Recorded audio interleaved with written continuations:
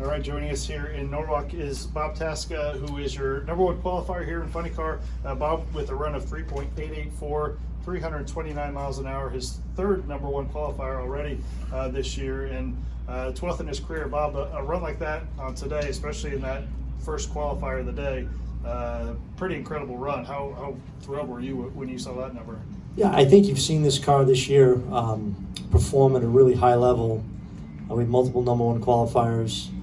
When the tracks are really good, we've struggled a little bit with consistency, and what I like even more than the #1 qualifier this weekend is we ran 390, 388, 390, and the car was absolutely dialed in. Pretty much ran to the 100th of what the crew chiefs wanted the car to run, and that was like the last little missing link of this team to go on a real run. So hot track, cold track, we've proven that we can run low ET. You're starting to see the consistency of the car. You saw it in Bristol.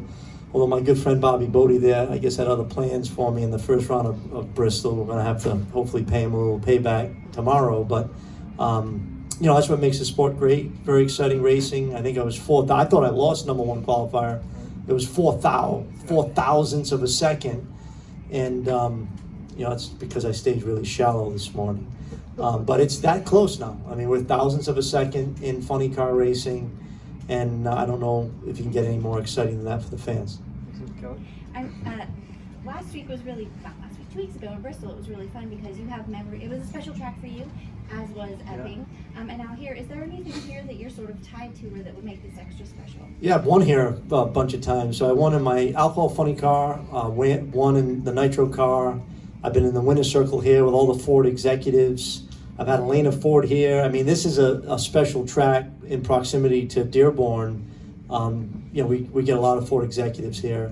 Love racing here. I mean, these facilities, Bandamere, I mean, they're a different level. Like you come here and you just see, from flowers to how they groom the place. This is an awesome place to race at. So yes, it is special. I've been here with my alcohol car, I've been here with my nitro car, and hopefully we can win another one here.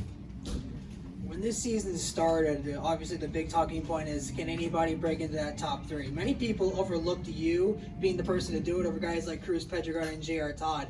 Being one of the only people in this class that can actually bring something to those three week in and week out, does that add like a little bit of a pep in your step after everybody doubted you going into the season to be able to actually go run against these guys? Oh man, he wants to fire me up right now. Yeah, I can tell you one thing. There wasn't maybe nobody even in this media center that put $5 on me after my previous crew chiefs pretty much fired me, right? So I got fired by everyone but 2 people. I hired all the people that they fired to get my team. And at the end of the day, what a sweet serendipity it was, right? So it just goes to show you can have a lot of talent, but when hard work beats talent when talent doesn't work hard. I mean, that's just the harsh reality of it. And these guys, maybe on paper aren't as talented as the team I had last year, but they're the hardest working group of people I've ever been around, ever. And attention to detail like I've never seen in my racing career. I've given them all the parts and pieces that they've needed. The one piece that you never know when you go into what I did, I started with 0 going into this season, right? Is the chemistry. Will the chemistry work between the crew chiefs and the team? And do you have 2 crew chiefs or do you have 1 crew chief? Because a lot of times it's just 1 crew chief and the other crew chief just does what the other one says, right? And I thought I had an incredible combination with Todd and Aaron, and now I know I have an incredible combination. And when you get that chemistry, I think Coyle used to say catching lightning in a bottle, you want to try to keep it in that bottle. And I'm just very fortunate to have had the opportunity to pull together the guys that are on this car right now, a little bit out of desperation at the time, with the hopes of doing something special. And man, from the first run in testing in Gainesville to now, they ain't doubting us anymore, I can tell you that much. And that's what makes this even more special to compete, to your point, in the top 3, because that's what it takes to win the championship. You got to be in the game, you got to be in the conversation.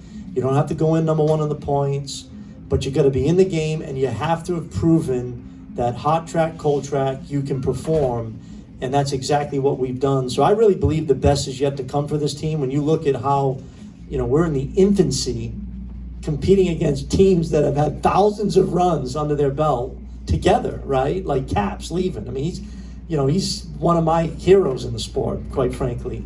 And then you go up and be able to beat those guys with a brand new team. It's pretty cool.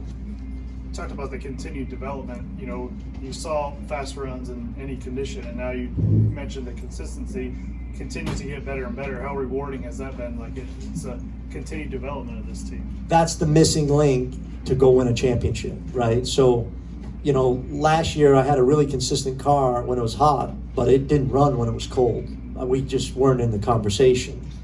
Hence, couldn't win the championship. This year we had a car that run low ET in the ideal conditions this year and run low ET on a hot track, but we weren't as consistent as the Caps and the Hagens early in the year. You're starting to see that change with this car. You're starting to see it more consistent. And when you can put all that together, which what we're focused on doing, you become a really dangerous team. And that's all we really worry about. And we're going into a heavy stretch of the season out west, 3 in a row, and then you blink your eye and you're at Indianapolis. So we'll be ready for them. Thanks a lot, Bob, and good luck tomorrow. Thank you very much. Hopefully we're back here. That's right.